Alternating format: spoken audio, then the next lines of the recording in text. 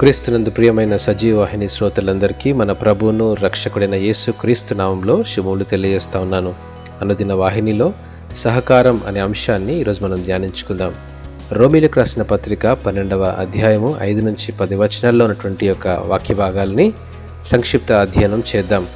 నేటి దినములలో మనం పోటీ ప్రపంచంలో ఉన్నాం. మనలోని శక్తి సామర్థ్యాలు, నైపుణ్యాల కొలమానం ఇతరుల కంటే ఎక్కువగా ఉంటేనే ఈ ప్రపంచంలో విజయం సాధించగలం. మంచి మార్కులు, ర్యాంకులు సాధిస్తేనే కదా చేరుకోవాలన్న లక్ష్యాన్ని సులువుగా చేరుకోగలరు. అయితే ఇది లౌకిక జీవితంలో తప్పకుండా ఉండవలసిందే. విశ్వాస జీవితంలో, ప్రత్యేకంగా సంఘ జీవితంలో సహ విశ్వాసులతో కలిసి పరిచర్య చేస్తున్నప్పుడు ఈ అనుభవం భిన్నంగా ఉంటుంది.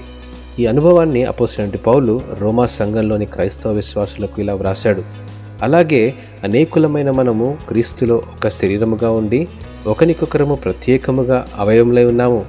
మనకు అనుగ్రహింపబడిన కృప చొప్పున వేవేరు కృపావరములు కలిగిన వారమై ఉన్నాము.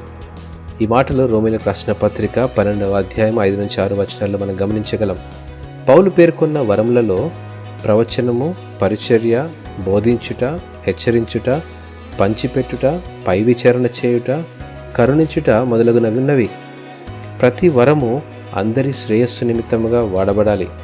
ఒక సంగీత సభలో గాయక బృందం మరియు వివిధ సంగీత వాయిద్యములు వాయించువారు సమిష్టిగా చేసే కార్యము మనకు శ్రావ్యంగా వినిపిస్తుంది కదా.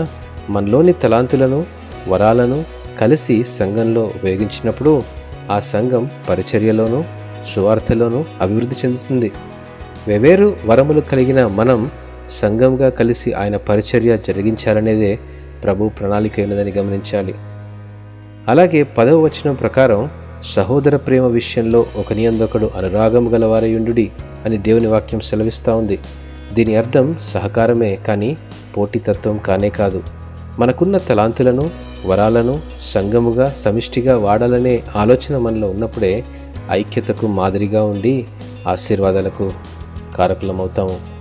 దేవుడు ఈ వాక్యమును దీవించునుగాక. ఆమెన్.